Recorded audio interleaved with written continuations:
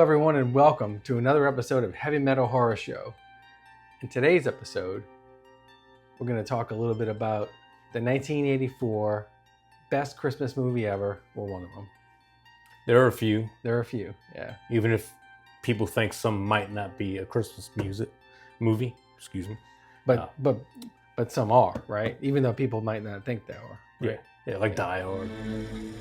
Now I have a machine gun.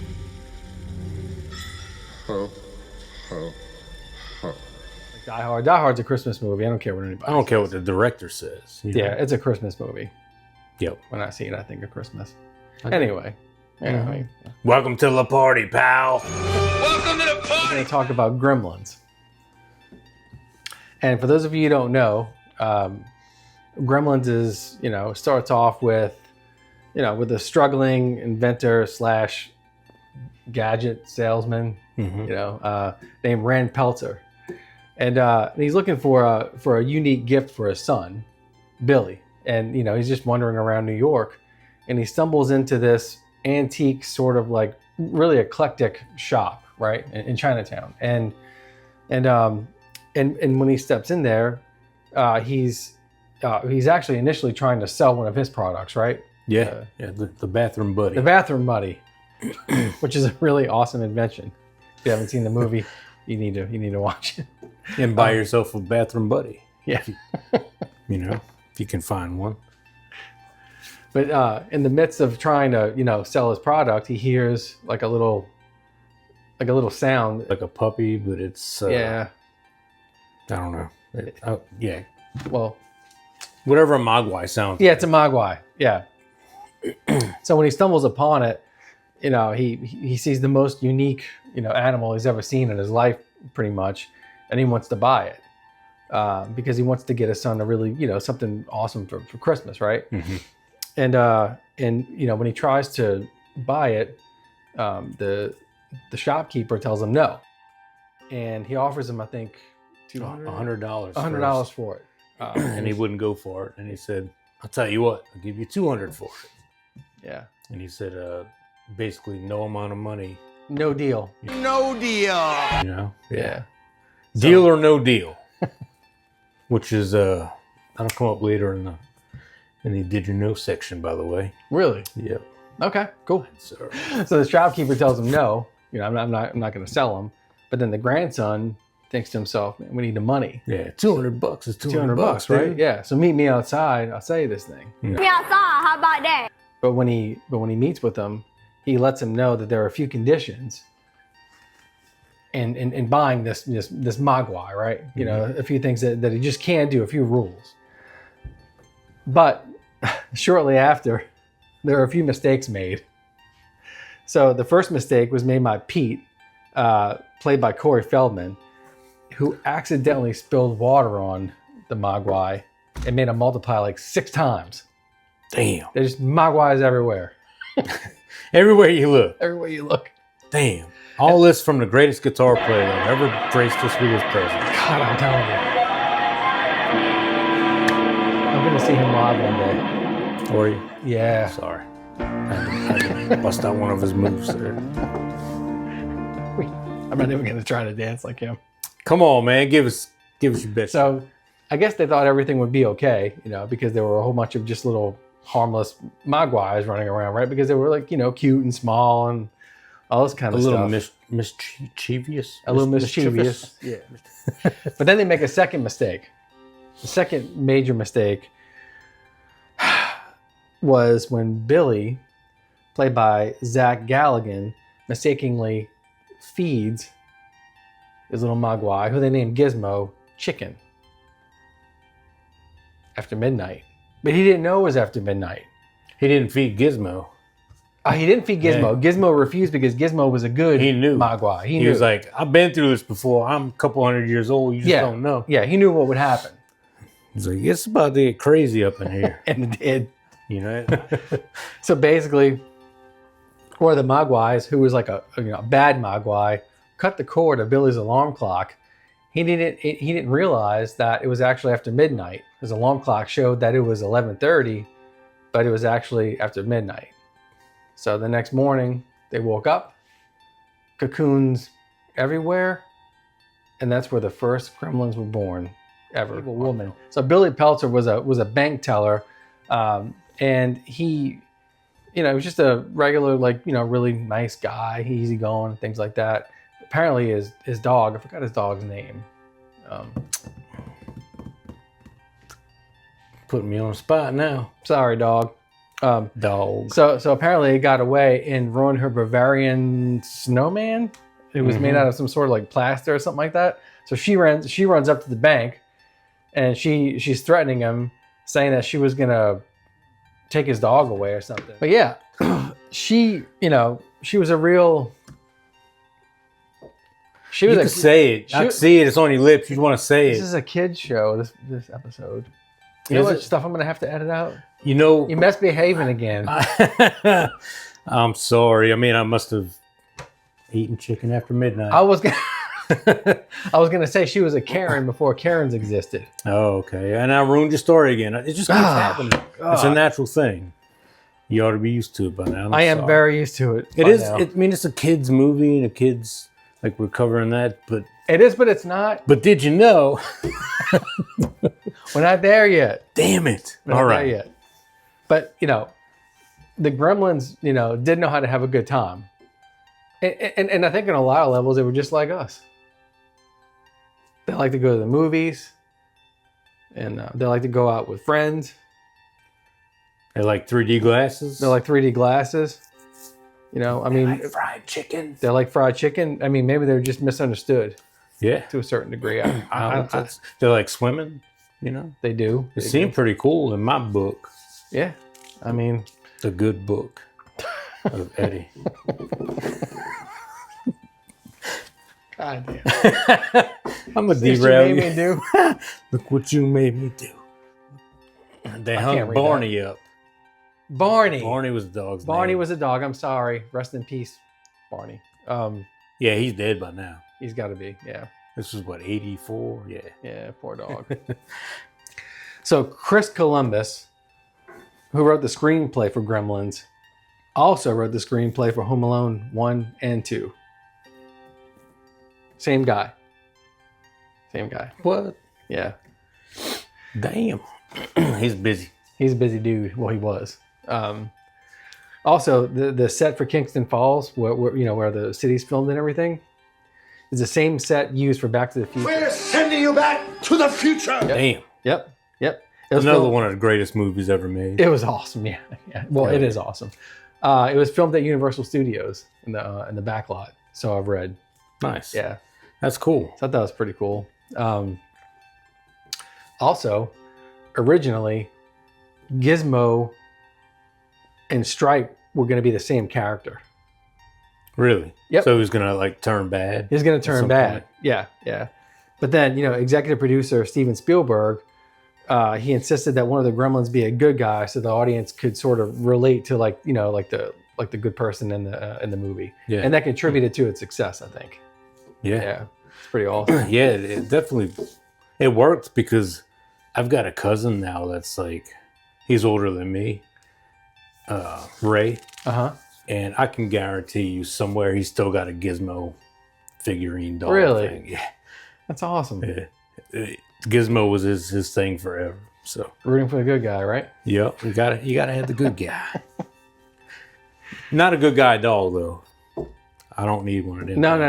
No. So No. that's a whole nother episode. No friend to the end. No. And my last did you know is that Mogwai in Cantonese means devil or demon. Damn.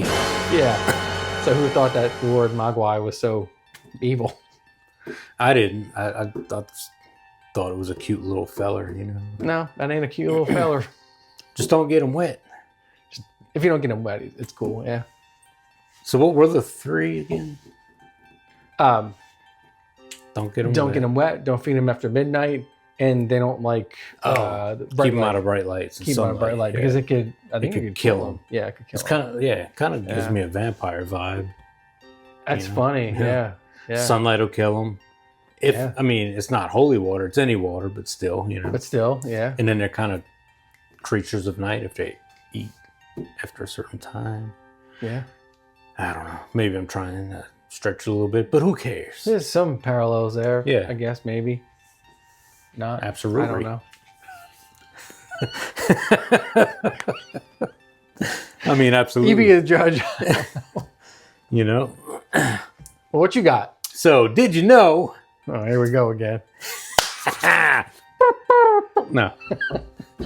I'm not going to do that every time we have a did you know. Yeah, you will. I probably will. Yeah, you will. Who cares? So, we all know by now that Gremlins is a Christmas movie. Yeah. But it was originally planned to be released as a Christmas movie. But they decided to, I don't remember if they pushed it forward or held it back, but they released it in June to compete with Ghostbusters and I forget the other movie, but Ghostbusters was released on the same exact day as Gremlins. And Warner Brothers was like, we can't release this, for Christmas. We're going to release it at this time so that we have a movie to release. Really? Yeah, to get to compete with, whatever. Okay. So, thought that was kind of interesting. Yeah. But the idea was actually inspired by his living conditions when he was attending film school in New York. He had a mouse problem in the apartment that he lived in. And it was fine during the day, but they always came out at night. And for some reason, not for some reason, it was just kind of creepy. And I guess it had to be a pretty significant mouse problem for him to be kind of creeped out enough to, to start thinking like that. Or maybe some people just think on a different level when it comes to artistic ideas. But So his idea came from his experience in his hotel with mice. Yeah. So that got his wheels spinning, and he came up with this script. Yeah, it was crazy, and the actual story was initially planned to be a lot darker than what we've been given. Really? So, like in the original script and the original ideas and everything, like they actually kill Barney. The Gremlins kill and eat Barney. Jesus. And his mom gets killed. In the original script, they decapitate her and throw her head down the stairs. And they were like, You sure about that? yeah. I mean, from a couple things that I found at different, wow. websites. That would have been would have been an R rating. Yeah. So they toned it down because they wanted to appeal to more audiences. God. And then speaking of the rating, did you know that this is released as a PG movie? Uh-huh. So this Gremlins, as well as Indiana Jones and the Temple of Doom, were both released that year as PG movies, but they got a lot of backlash from, I guess the industry and parents and stuff saying that this isn't suitable for kids. Why is this PG? Mm-hmm. And so at that time, it went from PG to rated R. So Spielberg was like, well, that's not really fair because this isn't an R movie, Right. So we need something in between. And he kind of pushed, and that's how PG-13 was born. So they decided to go with that to meet in the middle. So that's how we have PG-13 today. So PG-13 didn't exist before Gremlins? Nope. And that was actually... Wow. And it didn't even exist until later on, 84 or 85, when Red Dawn was released, and that was the first ever PG-13 movie. Was Red Dawn Initially, PG-13. Yeah, that was the first one ever. So, wow. And that's so this movie created a whole new rating. Yeah. That's pretty significant. Like, yeah, that's pretty awesome. I mean, just imagine if they did cut his mom's head off and eat the dog, and God. then it would have been a straight up R movie. And And then when you go down that rabbit hole, who knows where the movie would have gone from there, you know? Right, right. But they kept it, they cleaned it up a little bit and made it more kid friendly and kept some comedic or added comedic value to it. Yeah. And stuff. So I thought that was pretty cool. It was really like, as a child, it's it's a little scary. Not the Mogwai obviously, but the Gremlins.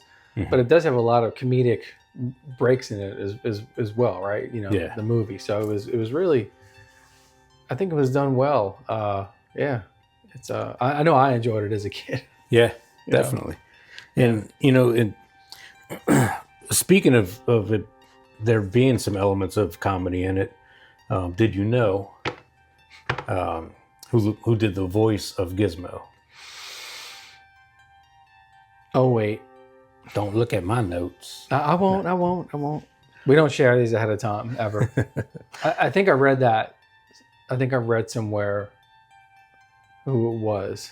He was an actor from one of my childhood favorite movies, which isn't horror. Walk Like a Man. Howie Mandel. Got it. Yes. I knew I read that somewhere. Yeah. Yep. That's so cool. Walk Like a Man, Little Monsters. Yeah. And the host of America's Got Talent. Yeah. As well as one of the hosts of Deal or No Deal. I told you I was going to come back. That's funny. That's really funny. I wasn't even thinking about that earlier. Yeah. That's cool. Yep. Good old Howie. The comedian actor. Yeah. Speaking of more comedians, one of my other favorite comedians from my childhood, which I've got, kids don't listen to this part. There's no cursing. Earmuffs. Yeah. I got in a little bit of trouble around like 4th grade. I was watching some movies maybe I shouldn't have, but who wasn't back then? Yeah. Police Academy movies were some of my favorite movies ever. Yeah. And one of my favorite characters and comedians is Michael Winslow. Yeah. Who is Motormouth Jones from Police Academy. And so I've gotten in trouble in school with making as many noises as I can, which is probably why I do the did you know whatever. Now that I'm thinking about it, it's all coming back. It's all becoming clear. But yeah, so anyway, he did a lot of the voiceovers for the other Gremlins. Okay. I didn't know that either. Yeah, so all those weird noises and everything you hear going on back there it's just him making noises. He's a talented dude when it comes to noises and voices and stuff. He is. Have you heard the I forget what show he was on, but where he did the he mouthed the guitar solo for a Whole Lot of Love? Mm-mm.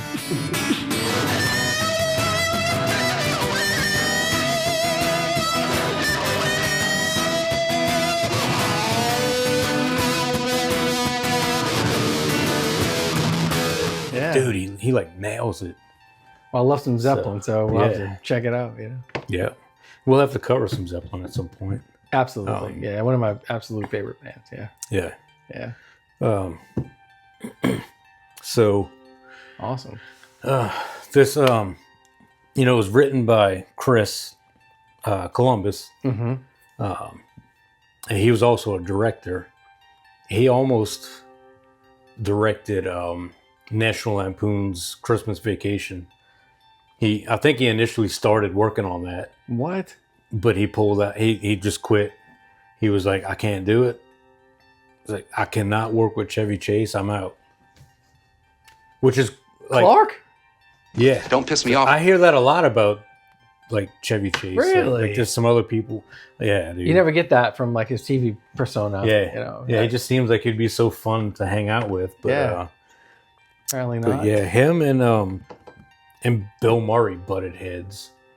So I've always heard that Bill Murray is a really cool guy in real life. Yeah, that's what I've heard too. Yeah. Actually, there's another funny story about Bill Murray. Now that you're saying that, I don't remember who it was, but Jared. Yeah. Jared was telling us a story. Maybe somebody told Jared the story, but anyway, somebody was out somewhere and they started freaking out because they noticed Bill Murray was standing there or whatever, and you know, he noticed that they were that they realized who he was or whatever, and he just kind of like casually walked over, like kind of nodded to him, whatever, leaned in and was like, "Nobody's gonna believe you," and left. That's the coolest thing ever, dude. Oh man, that's awesome. Yeah, That is. I would really- love to meet that guy. Oh, dude. so would I. Oh man, Zombieland, dude. When he showed up in that, Yeah. I was more excited than Woody Harrelson's character when he realizes that Bill Murray's in there playing himself. It's like, oh yeah, And I love Bill Murray. And the Ghostbuster franchise in general is just amazing. I love all the old ones, and they really did a great job in tying in the new ones to the old ones as well, Yeah, and sort of pass the torch, yeah, to the new crew. So I think they did a fantastic job with the two new ones. yeah, And Bill Murray's as awesome as he always was. yeah. And Egon, he was so hilarious. He wrote so many movies and like all those comedies that we love from back then. Yeah. He was like a major writer and script writer and everything for all that stuff, man. Did you know? I told you, man, I got a lot of these things. Really? For Gremlins? Yeah, for Gremlins. Okay. Yeah, I'm just getting started. I'm getting warmed up here. No, I'm just kidding. I got a couple more. So Tim Burton, he almost produced or directed this movie. Really? Tim Burton. His name was in the hat, based off of the only thing that he had done, I think, that was somewhat notable at the time was Frankenweenie. Okay. And that got him a little notoriety, like got him on the list, and they thought about it and they were like, well, he hasn't done like a full feature length, So So Frankenweenie came out before like Edward Scissorhands and all that stuff? Oh yeah, Really? yeah, apparently so. Okay. I didn't realize that. I don't know if there was ever a re-release, but I had the same initial thought too. I was like, man, I didn't realize that was so old. Yeah, because he's done so much. yeah. Like so many. Yeah. Okay. But this was almost his first movie, Okay. and they decided to go against it because he hadn't done a full movie. And then within a year or a year later, he released his first full feature length, which was, do you know? No. Pee-wee's Big Adventure. That was his first full movie, like as a Really? director. Yeah. Yeah. I would have never thought that Tim Burton did Pee Wee Herman. No, you are, but what am I? You're a nerd. I know you are, but what am I? You're an idiot. I know you are. Really? You didn't know that? I did not know that. Really? No. Large Marge. Be sure and tell them Large Marge sent ya. It tracks. Yeah. You know, yeah. yeah. You can see the vibe now that you know that. God, that's so funny. You know, Yeah. the spinny stuff. With the, Yeah. yeah. He's The genius. doctor's doing surgery on a bicycle, things Right, like that. right, It's, right. it's way out of left field, and that's why, because it's Tim freaking Burton. He's a genius, man. Yeah. He's a I love his stuff. mad scientist, genius. I never did think to look like who produced Pee Wee Herman, even though I was a fan as a kid. Yeah. I mean, God, Yeah. it's so. And that's why that movie was so crazy, because you had, what's his name, Paul Rubens and Tim Burton in a room together. I mean, Yeah. and that's what you get. That's you so know? cool. One of my biggest childhood crushes Uh-huh. of all time was in this movie. And it's not Zach Galligan. No offense there. But Phoebe Cates played his love interest. And I'm gonna talk for the next 30 minutes about Phoebe Cates. I ain't playing. 'Cause I'm dreaming of you tonight till tomorrow. One eternity later. And she almost didn't get that role because she had done Fast Times at Ridgemont High first. Yeah. And the whole swimming pool scene and sorry. But yeah, so she almost didn't get the part for this movie because of the risque performance and that. Right. But I'm glad that she did get it. And she was also in like Drop Dead Fred back then, which was an Forgot about that awesome movie. movie. And also Judge Reinhold was in Fast Times at Ridgemont High. and he's the vice president or vice assistant president in Gremlins. The guy that's like, I would have fired you on the spot. Oh yeah. Yeah, that's Judge Reinhold. Okay. So it's almost like a reunion. Yeah. With those three. Yeah. Okay. Yeah. And for the part of Billy, it was actually Emilio Estevez and Judd Nelson, who both of them were doing pretty good at that time because they had like Young Guns, The Breakfast Club, things like that. Right. You know, those were big movies at that time. Yeah. or near. It might have been after, but anyway, they were big stars, like young stars at the time, and they were both up for the role of Billy as well. And then you got this guy Zach, who wasn't quite as known, and he came in, and the director loved the chemistry that he had with Phoebe. Yeah. More than the other two, so that's what got him the part. He was made for that role. Yeah, they just worked too well, and yeah. And the rest is history on that. We thought that we'd talk a little bit about Gremlins since it is the holiday season, and it's a Christmas movie, so yeah, why not, right? Yeah, great movie. It's like we said, it's if you haven't seen it, which I'm sure 90% of anybody who watches this is gonna have seen it, but if you haven't, watch it. Yeah, check it out. It's fun for the whole family. And speaking of, you said $1 million for the budget, right? 11 million. 11 million. Yeah. So I don't know if any of you guys know, correct me on it. But I did read something earlier. Now that you brought that up, but it said, well, it didn't say it had a low budget. I think it said it had a tight budget. Okay. So maybe it is, factual, but being that there was no CGI, everything was handmade and stuff. They had security guards at the end of shooting every day, had to go and look,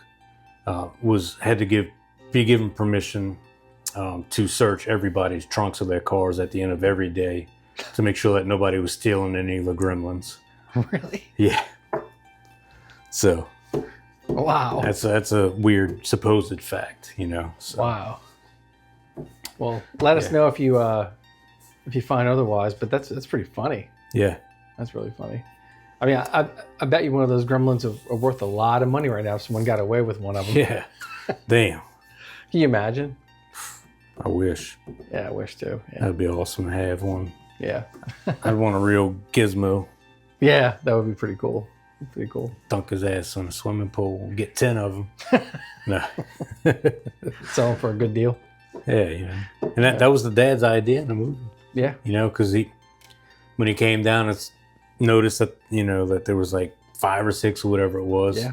You could see like his eyes kind of got big, and he's like, I bet every kid in America would want one of these. Right. Well, I'm sure that you've probably seen Gremlins. If it's been a while, check it out again.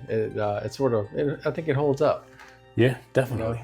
Especially around the holidays, right? Why Absolutely, man. Yeah. Thanks for watching the Metal Horror Show, and stay tuned for more. Peace. Thanks.